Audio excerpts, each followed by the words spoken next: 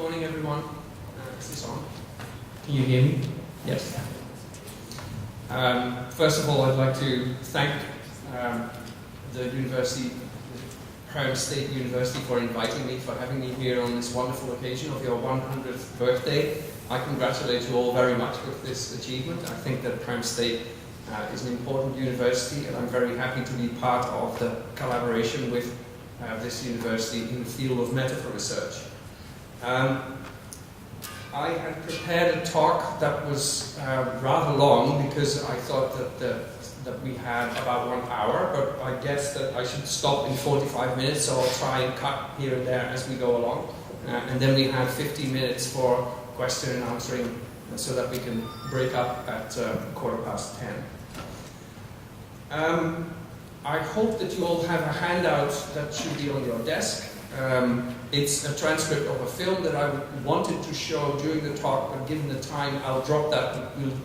Maybe you can look at the transcript anyway, but see how it goes in terms of time. So my talk today is about a model for metaphor in scientific knowledge and science communication. My aim in the talk is to basically give you a map of the field of how I see the field of metaphor research in relation to discourse. And in order to set the scene, here's a couple of introductory ideas. With the cognitive turn in metaphor studies, which you all know about since the publication of Lakoff and Johnson's Metaphors We Live By in 1980, but also in 1979, Metaphor and Thought, Andrew Ortoni, Honeck and Hoffman, two psychologists who published another book with essays. With that cognitive turn, the idea that metaphor is an instrument for knowledge construction and knowledge transfer has become commonly accepted. We don't believe that metaphor is just a matter of language anymore, but that it's a matter of essentially thought. So metaphor is now seen as a mapping across two conceptual domains that can be expressed in different modalities, not just in language, but also in visuals, in gesture, and so on, and in different forms. And of course, you all know that they started with Lakoff and Johnson, but there's been a huge development in the literature since then. People agreeing with Lakoff and Johnson, and lots of people also criticizing them for all sorts of different reasons, and I hope that I can assume that as the background of my talk. So, if this is true in general for the relation between language and thought and the position of metaphor in it, this is also true for scientific knowledge. So even scientific knowledge is based in metaphorical models, as had been recognized before then, before 1980. For instance, the work by Mary Hesse, who's an important philosopher of science, already was all about the relation between metaphor and scientific knowledge. And so there's a couple of examples here. For instance, people talk about cancer in metaphorical terms. Physicians talk about cancer in metaphorical terms. Organizational experts talk about organizations in metaphorical terms, for instance, as machines that can be run, or as plants that can be pruned, and so on. The mind is often thought of as a machine, for instance, as a steam engine or as a computer, and all of these are metaphorical models that drive our thinking about the mind. And time is often seen in terms of space, in terms of arrows, in terms of cycles, and so on. And so all of these complex abstract notions clearly have metaphorical models, even in science. And there's one important publication here that I want to draw your attention to that most of you hopefully will be familiar with. This is by the philosopher Boyd, who published an article in Andrew Ortoni's 1979 book, Metaphor and Thought, and he made a distinction between two roles and functions of metaphor in science. On the one hand, metaphors could be seen as theory constitutive. So, for instance, these ideas of the mind as a machine, they clearly drive theoretical thinking, but also metaphors can be exegetical or pedagogical. They can help to explain what is there in scientific knowledge in more familiar terms to people, as it were, outside the discipline or outside the models. Can you open this site for me, please? I'm not sure if I can do it from here. So one example of this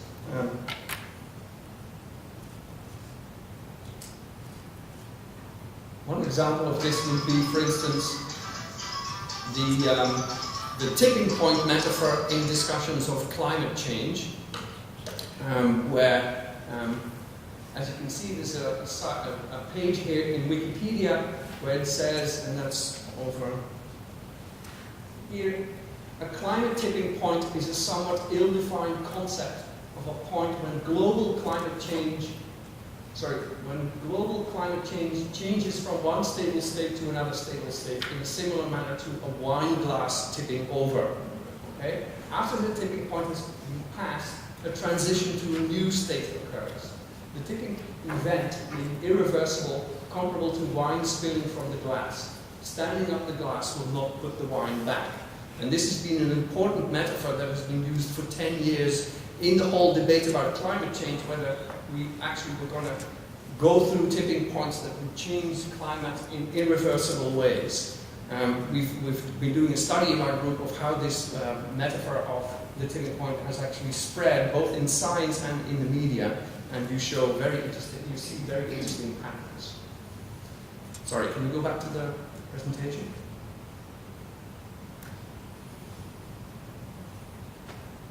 Okay.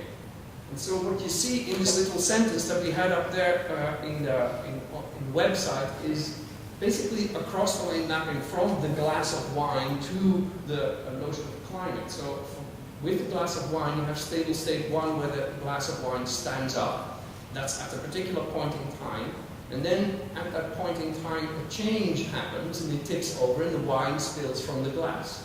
And then you pass that tipping point, so the glass falls and you pass that tipping point, and you get to stable state 2 where the wine glass lies flat on the table.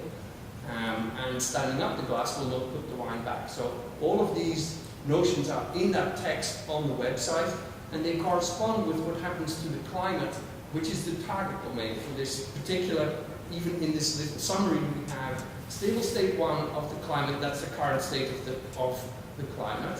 At a point in time, we will get some change, and we are all fearful that this is happening to us now, that the climate is changing so drastically that irreversible consequences will happen.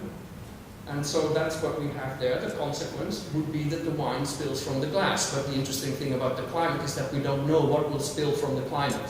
Okay? So that is something that scientists have to work out. Then we get to a transition state, as it said on that site, and we get to stable state 2, where the wine glass is lying flat. But what is happening with the climate? Will the climate lie flat in a particular sense? What does that mean? So it raises questions for climatologists what the consequences will be of this drastic climate change. But the point is it's irreversible. We cannot change the climate back to its present state. And this is the big fear. Okay, so the whole notion of a tipping point sort of dramatizes what is happening there. And note that in the Wikipedia site, you see some modern metaphor speak. So it talks about an ill-defined notion for the tipping point in the target domain. And it talks about a concept. So we're talking about thought. And it says that one particular set of terms is comparable to the other set of terms. So all of this is a reflection of the modern state of metaphor studies in science. Note also that the Wikipedia site has a warning, which you saw at the top of that site, that this particular page promotes the subject in subjective manner without imparting real information. That may be due to the metaphorical language structure or the metaphorical thinking. Okay, so if you see all this, I think the questions that will be addressed at this conference in some way or other are the following. What is the nature of such metaphorical models that we're talking about here, that we're pursuing, in comparison with Nicholson Johnson's conceptual metaphors, whether they're complex metaphors or primary metaphors? I don't think the metaphorical models in science are precisely the same as those conceptual metaphors in general knowledge systems. How do such metaphorical models work in discourse? And I think that that's another very precise question that we need to answer in all sorts of different ways.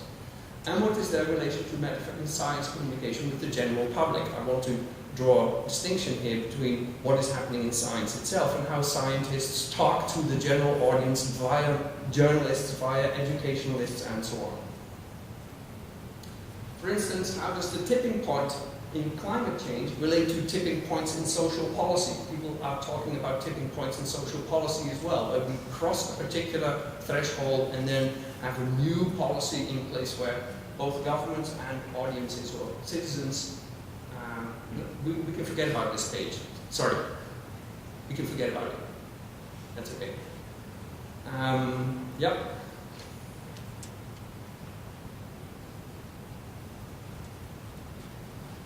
So, in this talk, I'll present an encompassing model for metaframing scientific knowledge and science communication. And why do I want to do this? Because I think models are highly useful, and people underestimate the need for models, especially in the humanities, where people like to interpret. I think we need models. Why? Because models help to simplify our view of reality so that we can focus on the issues that are really important for us. They are systematic.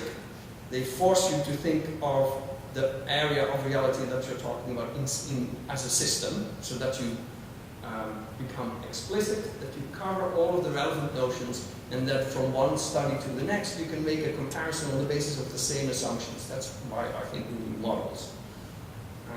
And at the same time, for this particular case, when we talk about metaframing science, we're basically moving from a general model to an application in one specific domain, namely science. And it means that we can proceed from general assumptions to more specific questions about one particular domain, which means that we're not sort of inventing the game as we go along, but that we also have to attach it to general insights about language use and discourse. The model makes a distinction between two big areas of investigation. And I think that metaphor studies is not in an optimal state if people don't make this distinction from the start. And so I make a distinction between, on the one hand, metaphoring language use, and on the other hand, language use builds discourse events. Okay, so language use would be the utterances that I'm producing right now and that you are now receiving from one utterance to the next. Discourse is the fact that we are all together here in this big room and that you are now listening to the first plenary speaker in this conference. That's a much bigger, as it were, level of aggregation. And I think the one should be distinguished from the other but connected to the other.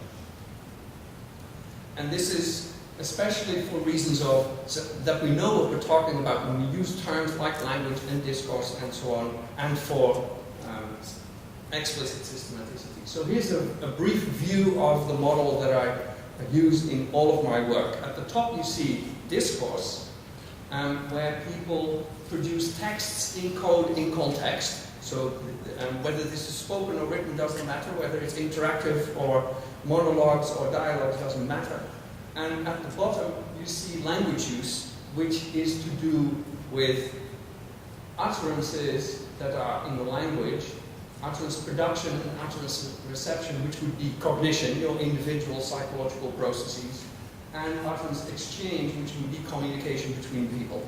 Okay? And so what I think we do as linguists, typically we focus on here, on the structures and functions that we have here. And we make all sorts of assumptions about what happens in the psychology of an individual mind during production. We make all sorts of assumptions about what happens in the psychology of an individual mind during reception, and we make all sorts of assumptions about how these utterances are exchanged between people. It's only psychologists who actually look at these processes as processes. They put people into a lab and give them production tasks or reception tasks. Linguists don't do that. Typically they just look at words on a page or words in the transcript. And here's conversation analysts. They are looking at what happens between people when they actually when they actually interact with each other in a conversational situation. They are looking at those processes. So what I'm stressing here is this is typically a process. That's why the big arrow. This is a process, and these would be the structures and functions that linguists look at. And all of these, from one sentence or utterance to the next, are influenced by our assumptions about the discourse situation. Okay? The fact that we are now in a plenary talk for a conference affects how I produce my words and affects how you receive my words from one utterance to the next. And so that's why there's the big arrow here, but the way I produce all of this also constitutes what is happening here from one second to the next. And so the big assumption here is everybody in this room has assumptions about the discourse event, and because of that, they can produce and receive language in the ways that we're doing right now. And metaphor is simply one part of that. Okay, so the first half of my talk will emphasize on metaphor in the top level of the schema, and the second half at the bottom. And so first of all, defining discourse events. Discourse events are the encompassing events in which people produce and receive and exchange texts in code in context, which is at one level what we're doing right now over here as well.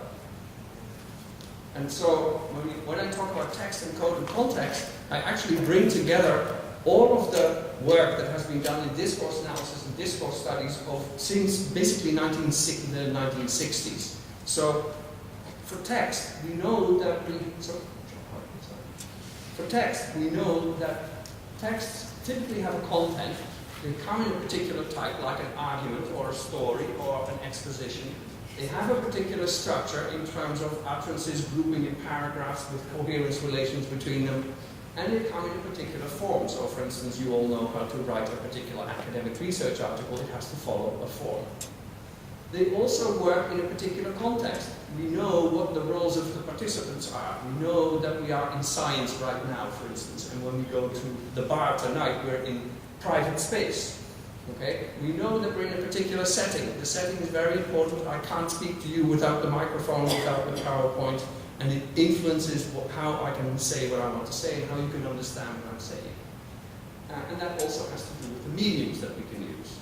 And then finally, these texts are also in a code. They are in a particular language. We're speaking in English right now, and most of us do not have English as our first language. So that's an interesting constraint on how we communicate.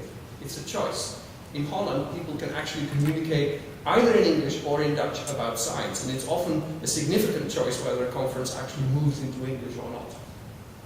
The register that we're talking about has to do with the professional, basically the professional situational language variety that you're using. The style will be slightly more personal. The way I speak is different from the way other speakers speak, and you may get used to that.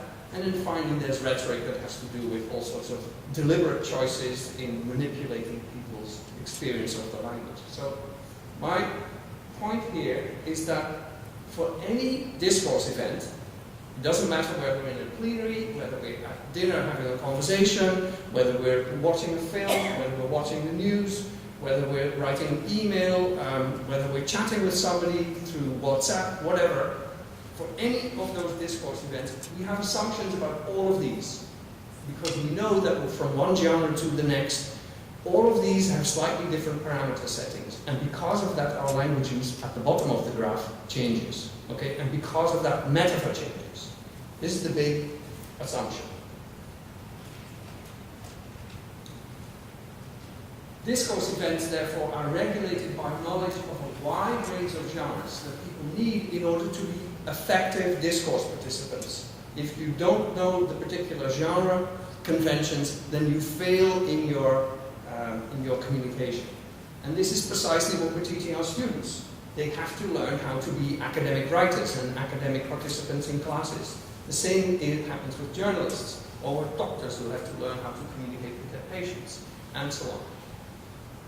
And note that these genre so this wide range of genres, that knowledge is a genre, I call that a genre repertoire, which we acquire during our lives, okay? And we can actually train to become proficient in a particular genre.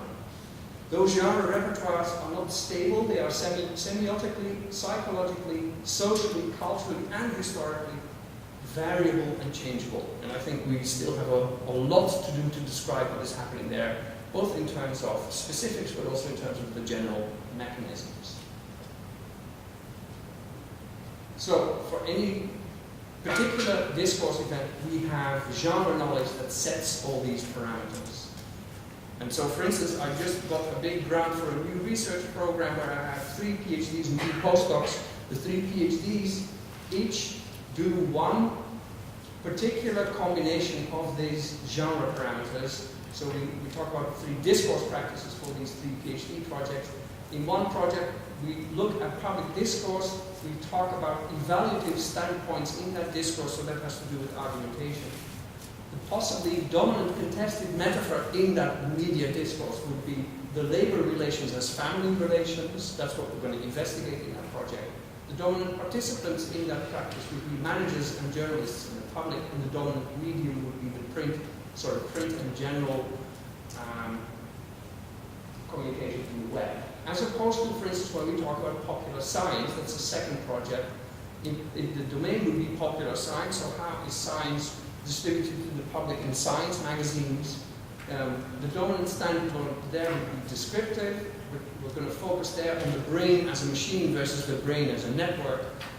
This would be scientists and journalists and the general public, and we're talking about print and specialized in general, the print and the web and TED Talks. And so you get the picture. Simply by erecting a framework like this, we can do systematic comparisons between these various types of discourse, classes of discourse, and then see how metaphor may be affected by it, but also how it's the same. And that is, I think, an important issue. So, talking about science and science communication from this perspective, we're talking about a genre repertoire in people's minds. All of us here have a genre repertoire for what it is to write, to recognize a research article in a science magazine, and so on. We know how they are different, at least intuitively. The domains that we're talking about here would be science and media and education. And when we talk about specifically science, people have to be trained in the knowledge that is part of all of that discourse and in the communication of that knowledge and the conventions for that. And part of this knowledge in scientific discourse includes conventionalized, partly explicit and systematic metaphorical models, okay, for a wide range of phenomena. For instance, like the tipping point in climate change. So this is how I'm zooming in on the role of metaphor from the broader context of discourse.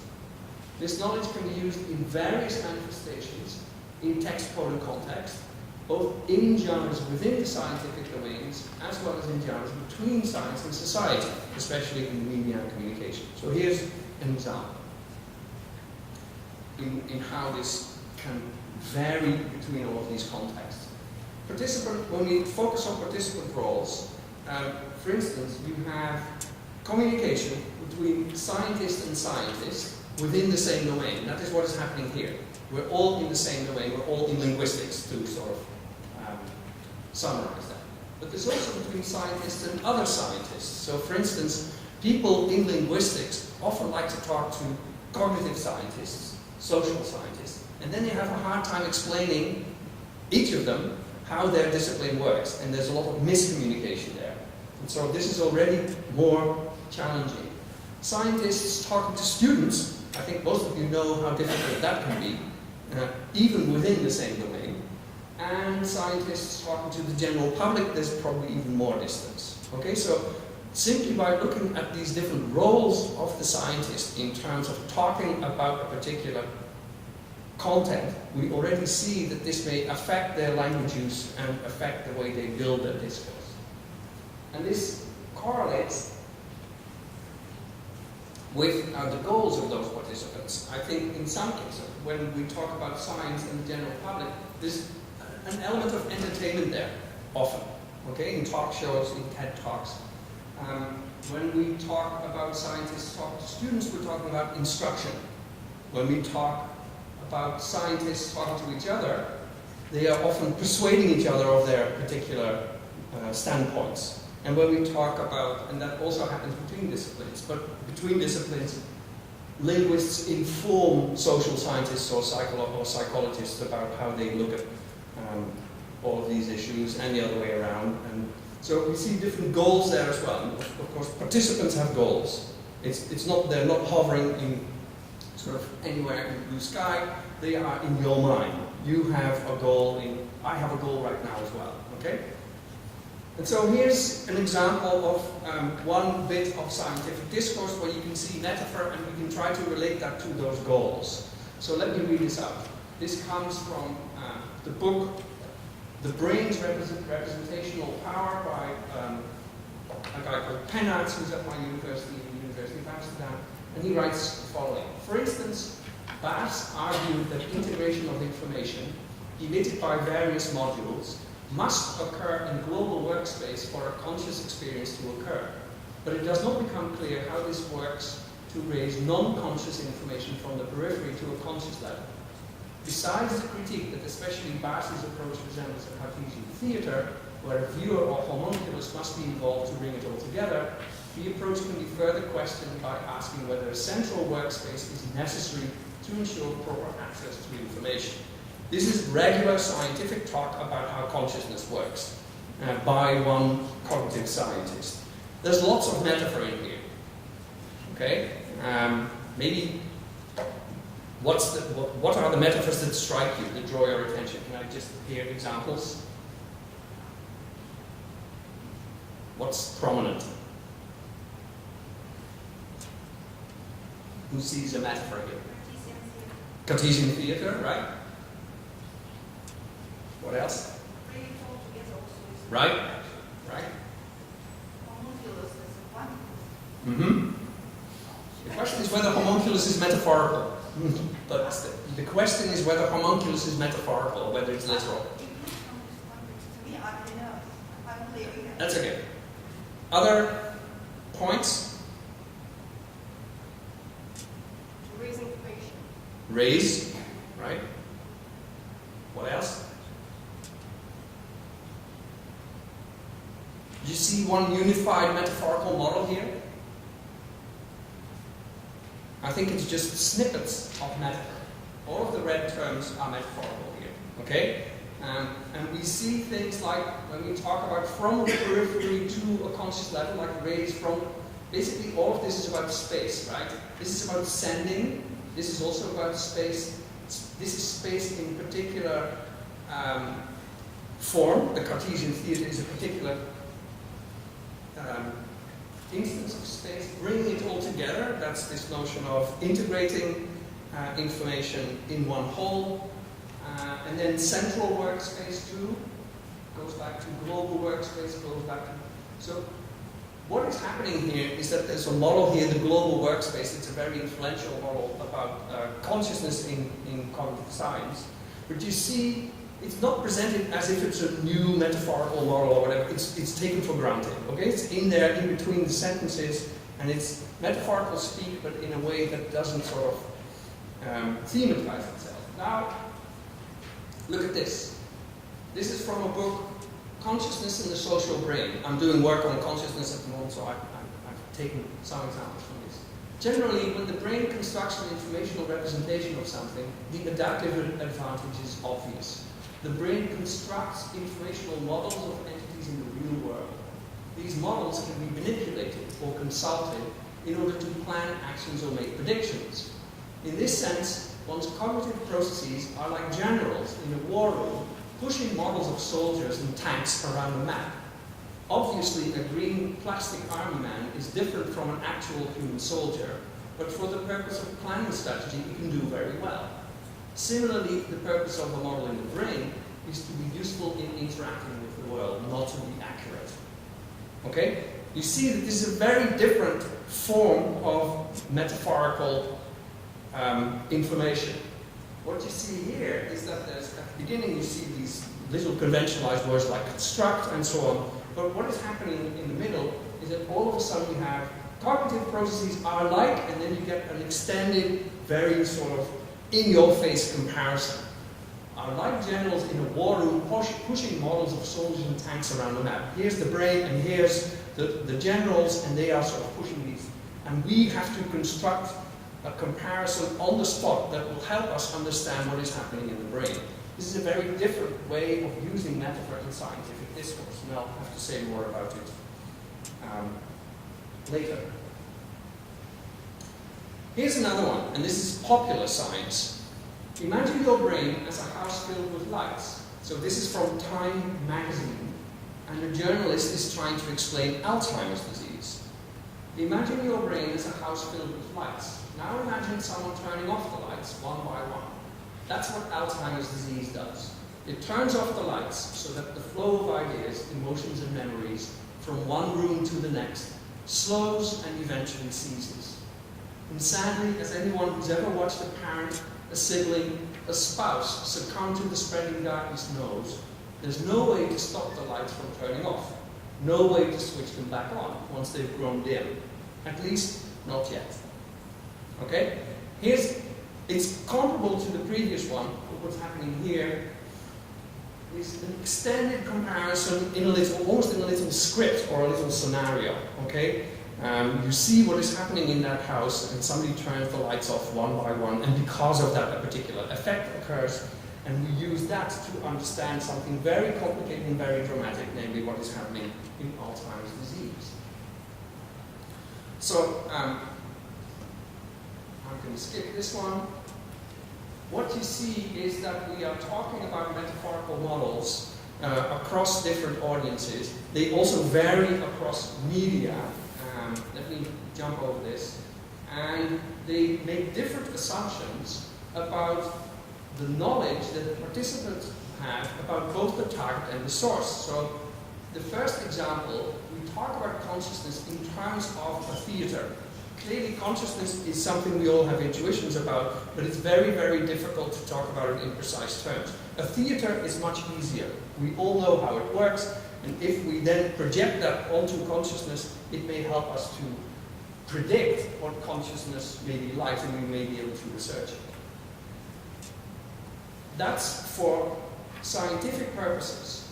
This is a scientific book, the one where we talked about consciousness, was a scientific book for a general, cognitively interested audience. And it's kind of the same, I think. We have a model army, we all understand how a model army works, and it predicts how cognitive representations can be understood by other scientists. This is more about how the general audience can understand a disease. It's about a house filled with lights. And we again have something we all recognize that we can all use to understand how Alzheimer's disease works. And so I don't see big differences between the three sets of domains, as it were, but the way they were used in the text, spread out in the text and presented in the text, actually is rather different in terms of their forms. But you can see the general mechanism behind it. Metaphor works by understanding one thing in terms of something else that we understand better. Okay, this happens all the time, of course. This is about how the question then is, when we use these metaphors, workspace and theatre, moral army, house filled with lights, these are models that are scientific models, as it were.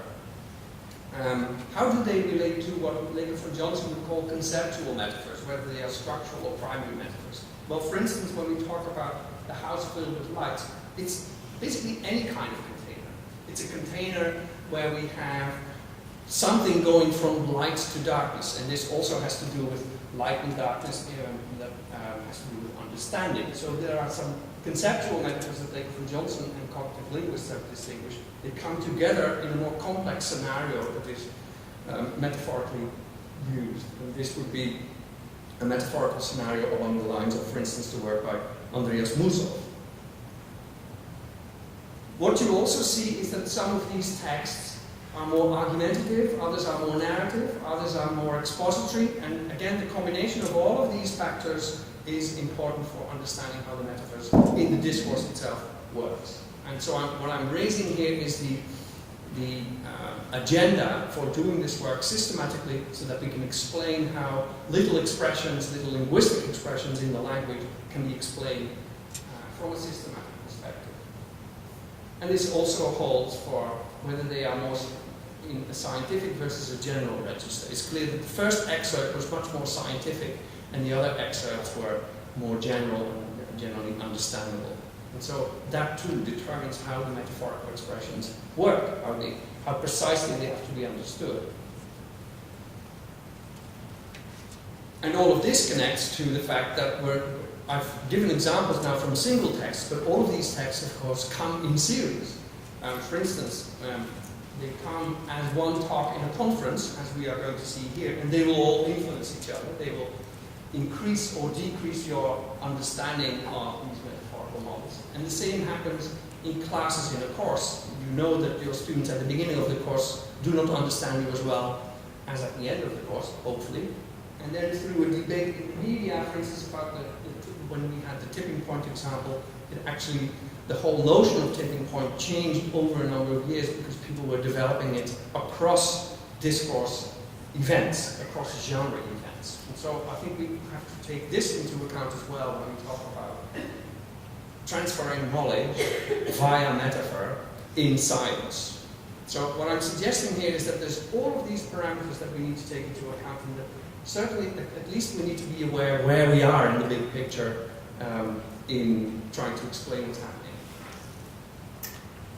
So, to round up the first half of the talk, metaphorical models in science are influenced by genre factors that can be grouped in terms of context, text, and code, related to genre events. For instance, and these are just illustrations, participants including goals, medium, content, type, and registers, and their position in a series of discourse events. And I think that we need to work on working out this big model in empirical and theoretical research. Now let's focus on language use. So discourse events are genre events that are based in language use. And language use comprises metaphor in language thought and communication. How can we motivate this? Simply by going back to the talk that I have here. Basically, we have one person producing language, another person receiving language. In the middle, we have the language that is transferred in a simple model. And all of that happens in one social situation. So this suggests that we have three dimensions for any bit of language use, namely the language itself, the cognitive structures that are involved in producing and receiving it, and the social structures, the communicative structures that are involved in exchanging this from one person to the other. So as far as I'm concerned, in linguistics, when we look at utterances, we always have to look at the linguistic structures and functions, the conceptual structures and functions, and the communicative structures and functions. They all build how utterances work. Over the past decades, research has emphasized how a wide range of linguistic forms, or language, can express conventionalized metaphorical cognition, or thought. So these are the two of the three dimensions that I'm distinguishing here. And this is Lakoff and Johnson in cognitive linguistics, of course.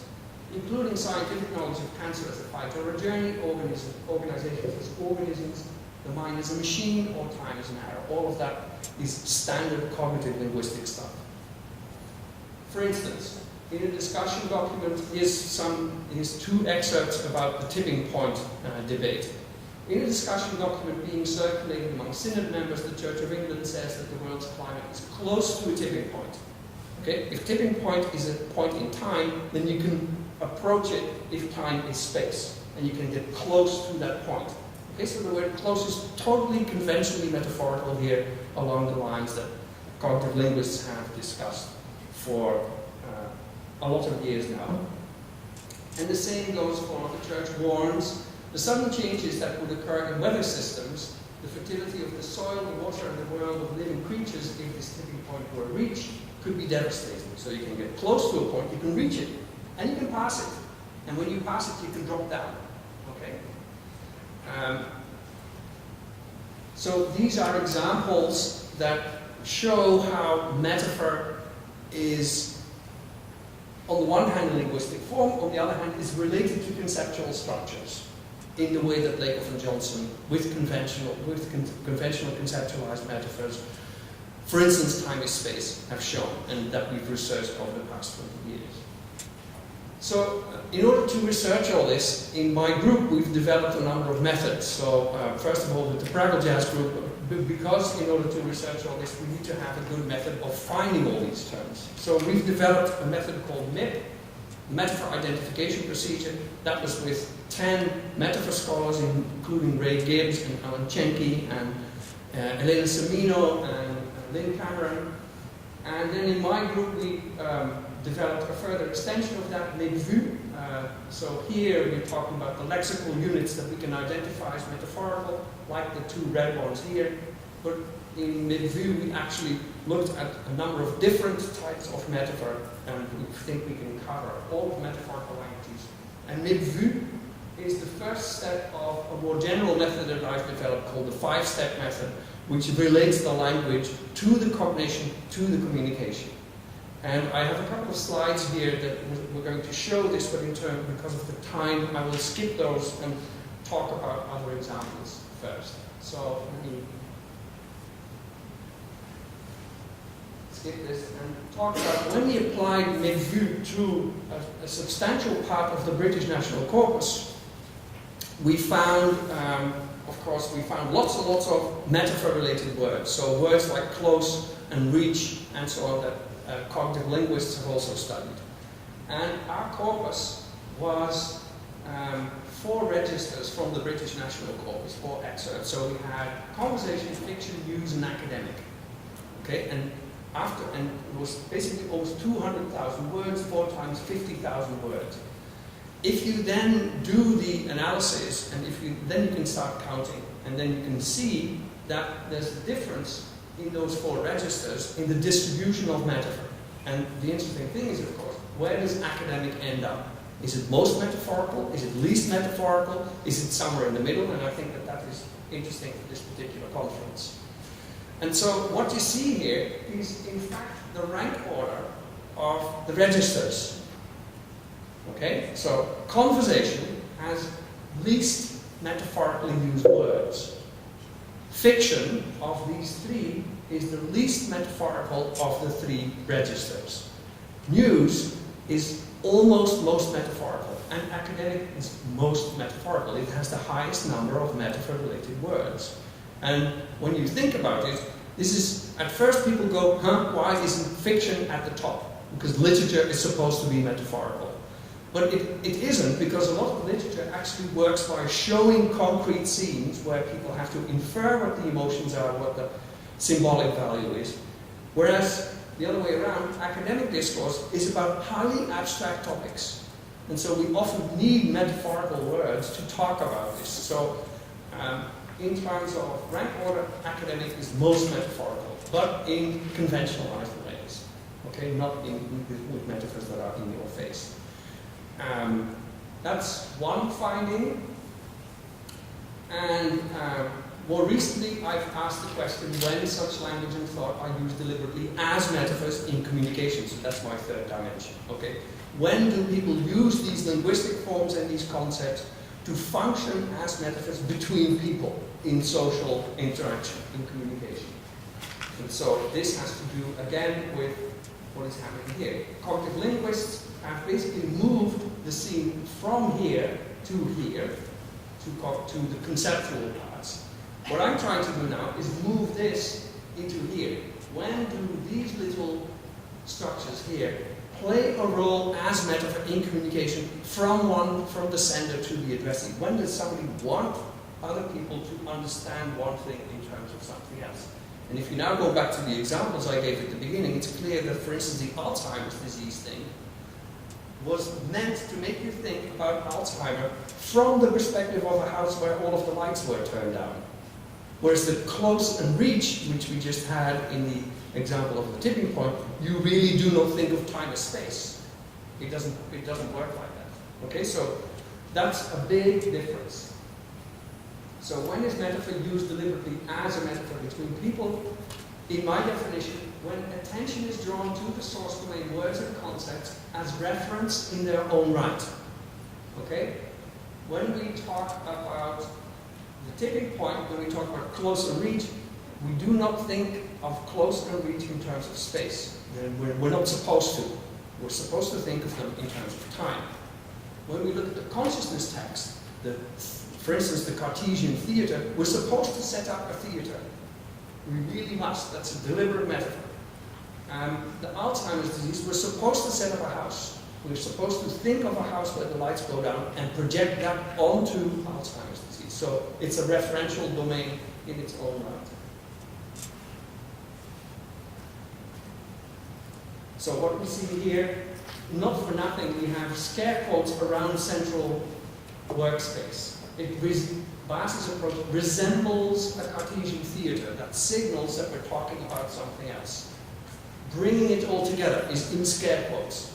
Okay, you need to, it's not meant to sort of mean what it conventionally says. Same thing with the generals, right? You see here, we're actually thinking about a general pushing all of these little walls across a table, and that's what we need to project onto our brain, right? So this is deliberate metaphor because the audience cannot understand this text without leaving the target domain, going into the source domain, understanding it in its own right, and then using it to think about the target domain. And this is with the Alzheimer's disease as well. Someone we actually are thinking about, someone turning the lights off one by one, from one room to the next, spreading darkness, stop the lights from turning off. This is what we're thinking about in terms of what is happening in the house, and then we have to, as it were, infer what is meant about Alzheimer's disease, not in the text itself. Here's what happened in the tipping point discussion, and this went from one text to the next. We are on the precipice of climate system tipping points beyond which there is no redemption. See? Precipice. We're actually going towards a point where we can drop off. There's now clear evidence that at less than 1 degree of warming, we are already on the precipice of catastrophic climate change. So this is exaggeration. It's metaphor combined with exaggeration so that it's in your face. You can't sort of deny that this is a metaphorical picture. We are on the precipice of so many tipping points, so many virtual sea changes, one wonders how anyone can sleep at night. Okay? This is really deliberate metaphor. The question about deliberate metaphor highlights the distinction between metaphors that in fact do make people attend to one domain to think about another. Fights in relation to cancer, machines in relation to the mind, and so on. As opposed to metaphors that may not activate this cross-domain mapping nor mind thought anymore. And this is, of course, crucial. Are we really thinking about one thing in terms of something else when we process these metaphors? It looks as if non-deliberate metaphor is massively more frequent in usage. These are all the examples that we've looked at in Lakoff and Johnson. All of my examples are pretty atypical, right? It's the stuff that people haven't looked at for 30 years. If deliberate metaphor is the only metaphor that is if deliberate metaphor is the only metaphor that is processed by cross-domain mapping, then this would suggest that most metaphor is not processed metaphorically. And this creates a paradox of metaphor. And I suggest that most metaphor, non-deliberate metaphor, is processed by lexical disambiguation. When you get a word like close or reach, you activate two senses of the word, the literal and the metaphorical one. You drop the irrelevant literal one, and you just retain the other one, and you don't do a cross-domain mapping because the meaning is already there in your mind. And that means that we don't think metaphorically a lot of the time, but we process metaphors in language. This is a paradox of metaphor. And this is to be answered by research on frequencies and processing. I have to stop, so I'm going to cut this short. We actually developed a method for identifying deliberate metaphor along the lines of MIP, which we call DMIP, deliberate metaphor processing. It's been submitted. We've actually applied it to our corpus, and what we see is that the types of deliberate metaphor that we find have to do with explicit comparisons or similar analogy, signal metaphor, like imagine extended metaphors, so extended comparisons and analogies that are illustrated, whole texts, parables and allegories, and things like wordplay, and 13.5% of all words that are regular metaphorical, 13.5% of all words in our corpus are regularly metaphorical, according to Leckie and Johnson, as it were, so that's basically 1 in 8. 25,000 out of almost 200,000. And the question was, how many of those are deliberately metaphorical? Okay, so discounted, the metaphorical words include prepositions like that have to do with time and space. They include things like close and reach, and there's lots and lots of them in our corpus. But just a few are deliberately metaphorical along the forms that we just saw, and that is less than 5%. So less than 5% of that 13.5% is deliberately metaphorical. And that really is a very low number. And if that is the case, then we do not think metaphorically very, very often. And even whether this is in science or whether this is elsewhere. So this actually raises questions about the structures and functions and processes of how metaphor works, both in general and specifically in scientific discourse. And so, in general, what I've been talking about in this talk is when and how and for what purpose and how are metaphorically used words used in precise context. And I think we should be much more precise along these lines of this overall model in order to have valid and reliable findings.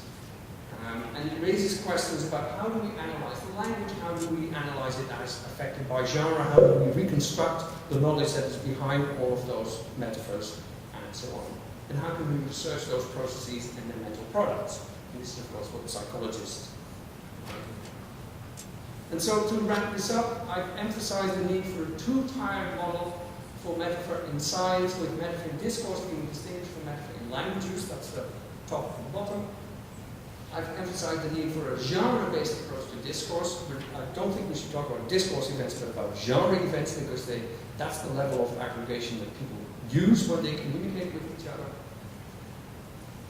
And that, on the one hand, can pitch metaphorical models at the level of discourse, and on the other, it can explain most of the functional variation of metaphorical expressions in language, where we're talking about linguistic, conceptual, and communicative properties. Taken together, these ideas form a complex model for metaphor in science and science communication that can integrate research on metaphor as a means of knowledge communication. And this then finally makes it possible for us to apply our knowledge to even go into resistance for metaphor. So, for instance, there's lots of people who object to terms like the war on cancer. Why would we actually go against this particular term? Well, it's a deliberate metaphor, and we can replace it by other deliberate metaphors. And if you're interested in further work, you can go to the site of my group, metaphorlab.org, where you can also download most of our publications. Thank you very much.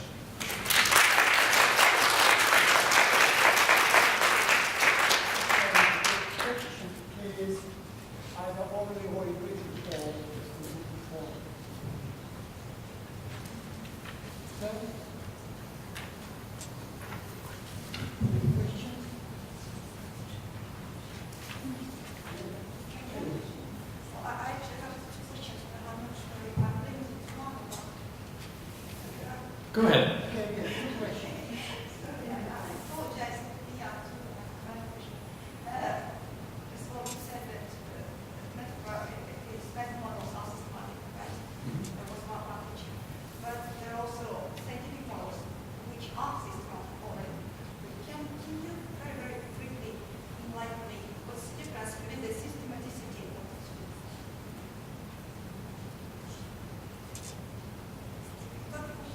Yeah, I'm thinking. I think a metaphorical model captures a number of correspondences between a source and a target domain, like for instance in the tipping point. And in the tipping point, you have a number of concepts and relations between those concepts. For instance, the glass of wine standing up, and then it needs a force like this to push it over and go like that. So there's relations between this and the force and the consequence, right? That's inside the source domain. If we project that onto the target domain, we also find concepts and relations between the concepts in the target domain, and they will be systematic. The question is how the concepts and the relations in the target domain cover what we need to describe and explain in the target domain. So these two would be systematic. The tipping point here and the tipping point here. But whether this actually covers what the scientists about climate change need to describe and explain is another issue. And that might relate to scientific models that are also partial, but that don't cover the whole thing.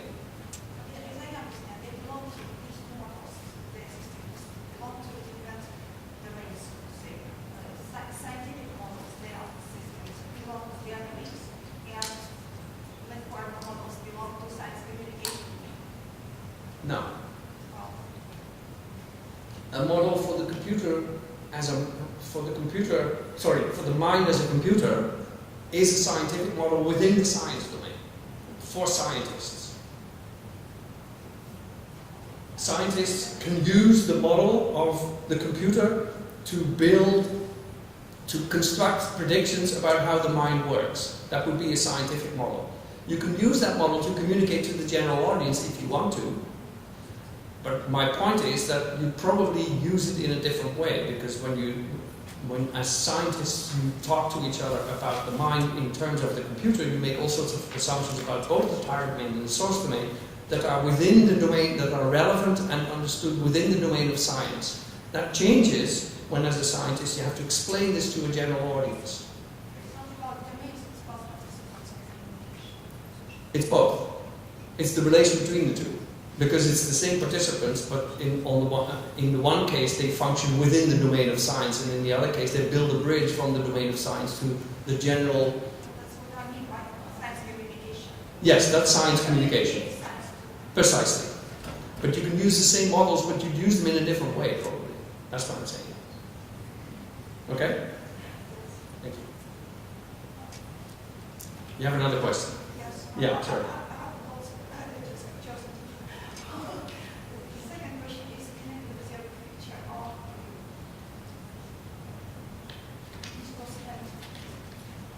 Mm-hmm.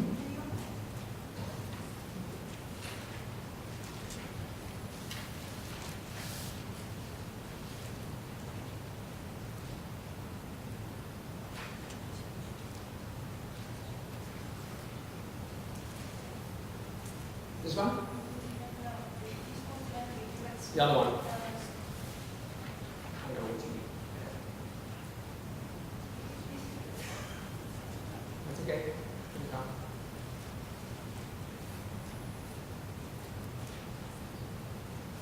This one. Yeah.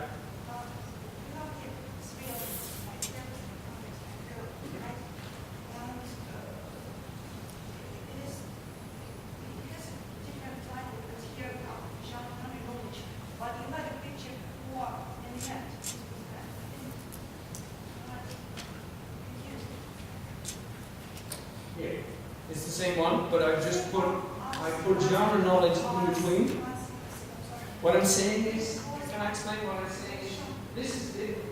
If we don't put in the word genre knowledge, this is discourse events. But what I'm saying is, discourse events are regulated by genre knowledge about each of those 12 variables. I was thinking, why discourse event?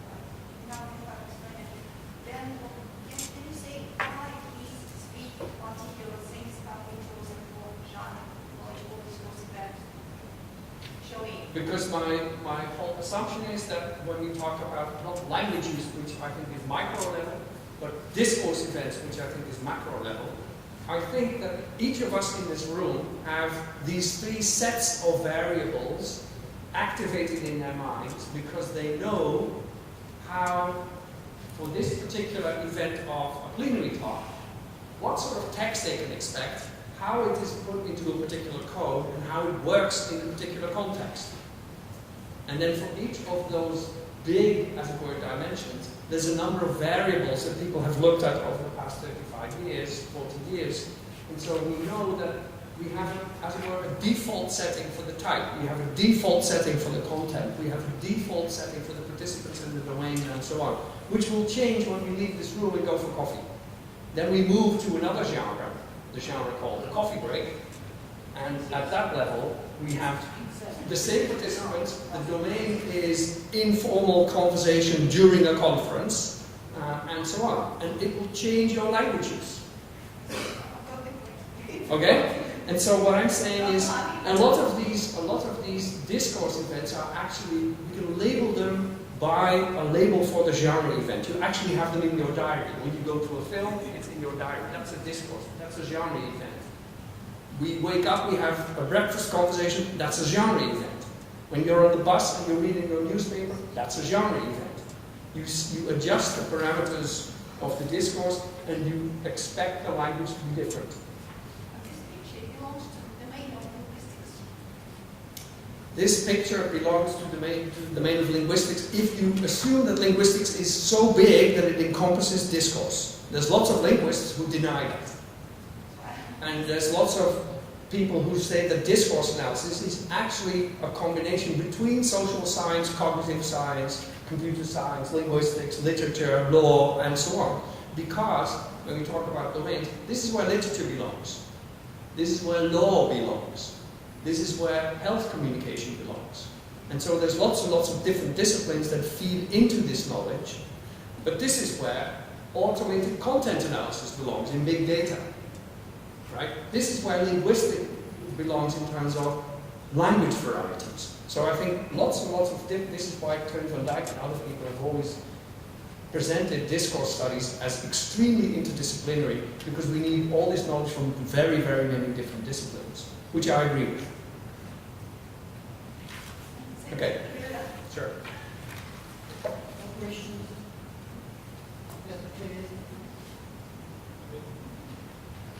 Well, you distinguish between general knowledge and academic knowledge, or let's say professional knowledge, because I'm not very happy about the academic, because that's a level. But what about the applied academic domain? Why do you distinguish between these two blocks as if they were, let's say, isolated blocks? Because say you showed a model, and you will probably know very well the Hoffman model from the 70s even, where there's a graduation between the very, very high academic level and the absolutely applied, let's say, user level. And as far as I can see, the metaphor and the understanding of the metaphor, that means within this model, will be rather important to distinguish and to see how a metaphor will function in another domain. Yes. And then I think it's somewhat difficult to operate with just two blocks of knowledge, the general and the academic. Okay, thank you. I agree. That was not my intention. My intention is to say that, again, when we talk about domains, my favorite examples of domains would be art versus religion versus science versus politics and government versus health versus, versus the media. And so science is not science versus the rest. It's science versus all of the other domains. But I think that science is a system in the sense of Luhmann, a social system by itself, because it has its own rules of communication, its own norms of communication, its own goals of activities. When scientists talk among themselves, people don't understand what is happening. Just like when people in a religion talk among themselves about the religion, people don't understand. Put a bunch of artists together, people don't understand what is happening there unless they are participants in that domain as participants. And so I think from that perspective, science and what is happening in science is a domain with its own norms, rules, conventions that we can describe in this way. And it's only one factor in the whole notion of a discourse event that will influence how texts are constructed in a context, in a particular code, and that affects the languages. So I think we're along the same lines. I think that you are pointing out that I should have been more careful in opposing science to the rest. I agree. But I think that there's lots and lots of different domains that we all can distinguish and say, this is a different language game in the Wittgensteinian sense. So I hope that that's more or less what you... Yeah, please. Of course, it's a sliding way, because you need it in teaching.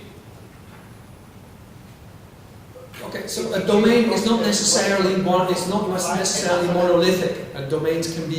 Domains have a center and peripheries, and there's overlap with other domains, and so yes. Because in teaching you have to level. Sure, I agree. Two levels of knowledge. Yes. As a teacher. Yes, but the same holds, for instance, for health communication. When doctors speak amongst themselves, it's very different than when a doctor talks to a patient in 7 minutes and has to explain that they have to see a specialist. So I think there's different sub-situations there. Okay. More questions?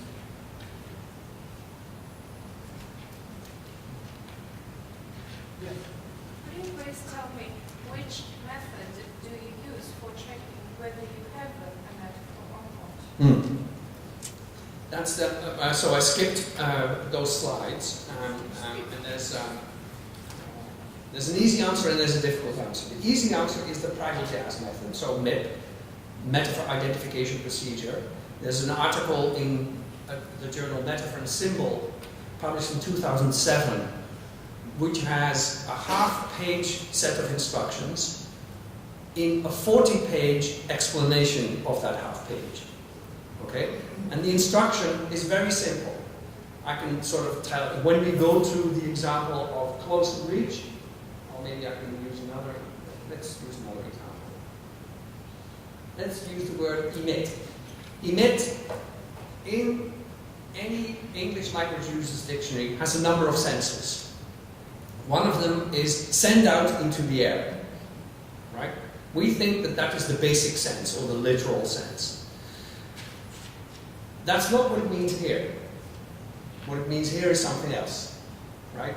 The MIP method says the contextual meaning here is something like, how would we paraphrase this? Division of information produced by various models. Okay? That's the contextual sense. The basic sense of this word is send out into the air, but you can't send out anything into the air in the brain. So that's the basic sense. If the contextual sense is different from the basic sense, but you can understand the contextual sense in comparison with the basic sense, and that's what is happening here as well, then it's metaphorical. So this is a very easy, as it were, method. If we can